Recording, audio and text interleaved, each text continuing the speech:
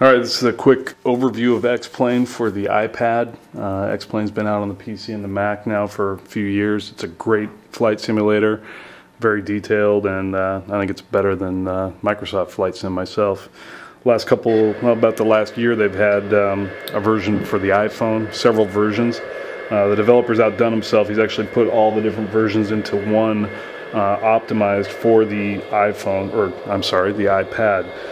This thing is amazing, what it can do and what it takes advantage of with regards to the graphics. I'll just kind of show you real quick. You got the option here of changing your views and looking around. The graphics are much more detailed and higher resolution than they were on the iPhone. You got cities now with actual buildings. The terrain is better modeled. The sky looks more detailed. The aircraft are tighter. They look better. Go inside the cockpit of a plane. You can turn off the avionics, turn them on, switch on, off, different controls. Everything's pretty much, you can touch it and change it for the autopilots, the ILS frequencies, speed brake, flaps, fuel gauges work. All the light switches actually work, and they're when you turn them on or off, they're represented outside of the aircraft. So if you've never really used the X-Plane on the iPhone, I'll just show you real quick. All the controls are just, you surface touch each one of them. Speed brake, throttle over here, trims there, your landing gear and brake. So you just spool up the throttle, flaps are coming down. All of the controls you'll see actually modeled on the plane. Speed brakes, flaps. I'll release the brake, go inside the aircraft. I'm going to widen up my zoom a little bit here so I can move around. And the way you control it is just grab on and tilt and move your iPad to initiate the controls that you want. So I'm going to pull back here a little bit, get the plane off the ground, get the gear coming up. If you go outside, the gear you'll actually see coming up. Pull the flaps up, you'll watch those come up as well. And you can change views and watch it go by, which is pretty cool. It's kind of like flying a radio control plane. So you can quickly jump into a different scenario if you want. You can come in on a final approach. Gets you all lined up for the runway. You can change the time of day, get a little better lighting here so you can see the city lights. You can change it to nighttime. Get the stars, and it's pretty cool. I'm going to go ahead and turn it back to a normal time of day.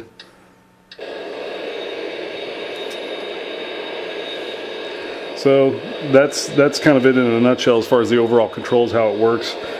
Beyond that, there's so much more to do. The regions that he's put into this version of it are amazing. You've got Edwards Air Force Base, several locations in Alaska, Seattle, Chicago, New York, California. He's got several different regions in California, the Grand Canyon, San Francisco, Miami, Hawaii, and Austria. It's one thing that you'll notice on some of these, both the aircraft and regions, it says coming soon. I believe he's just optimizing these for the iPad, so those will be coming. He's always very proactive about maintaining his programs. So you can just press random flight and it'll just drop you into a random location with random weather and lighting conditions. You can select anywhere you want to take off. I'm going to go ahead and get back to daylight just because it's more easy to see on the video.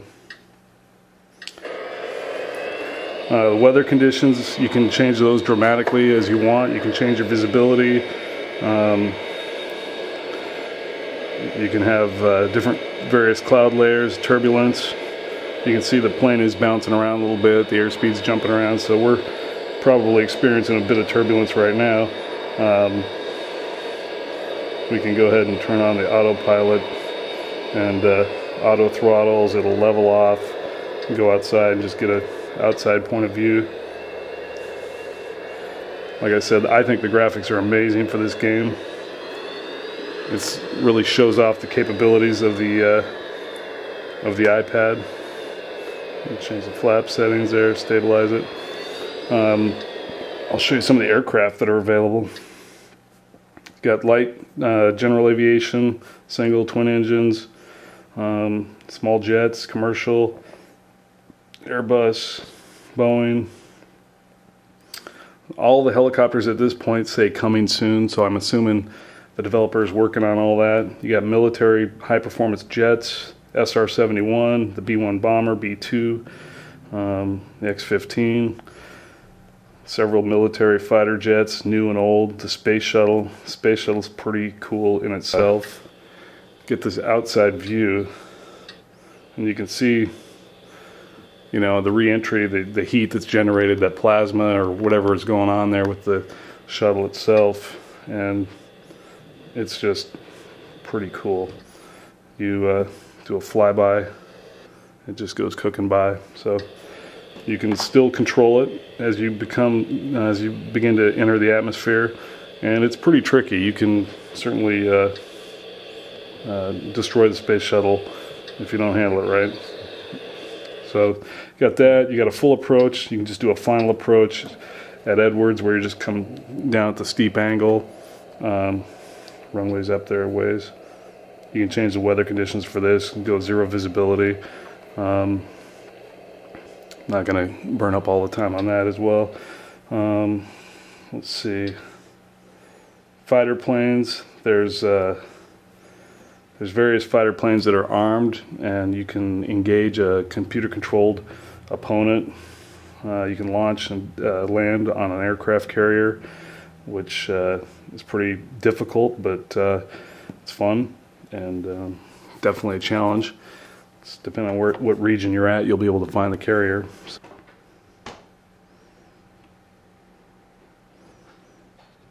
Alright, so you got a cat shot, lets you take off from the carrier. You can see the carrier is actually pitching back and forth, which is kind of cool. Depending on how you set your weather conditions, you can make that more aggressive or more docile. You just set your flaps, set your throttle. Once you remove the brake, it's going to launch, and I'm sure I'm going to probably crash it. Yeah, that's what happens when you try and talk and look at a video camera and demonstrate something at the same time. You can also do the carrier approach. And then you have to have your hook down, get your gear. Very difficult for a device like this with the hand controls, the turbulence. Very challenging. And apparently I've got a lot of turbulence.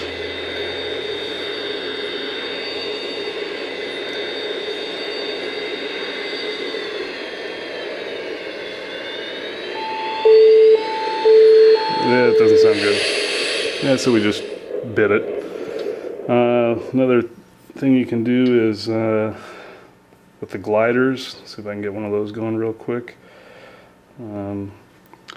Lets you actually get pulled by another aircraft, and then you release the hook and it lets you free fly. And if you're in an area with thermals, it's pretty cool. You can fly and gain altitude and land, and it's pretty realistic. So you got a little airplane in front of you, you release the brake, he starts pulling you forward.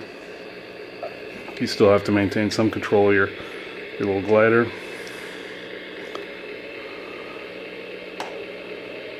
And there's just not enough time to show you all the stuff this will do.